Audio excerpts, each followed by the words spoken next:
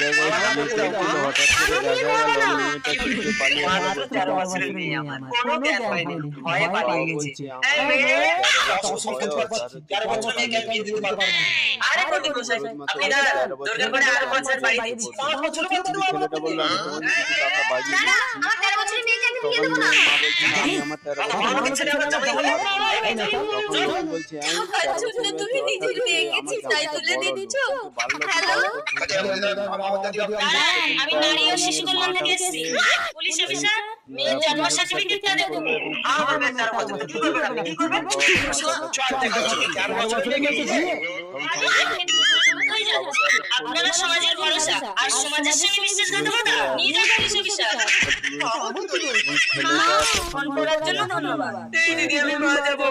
মা না, তুমি মামার বাড়ি যাবে, এটা কেউ বলবে না। তুমি কোথায় যাচ্ছ?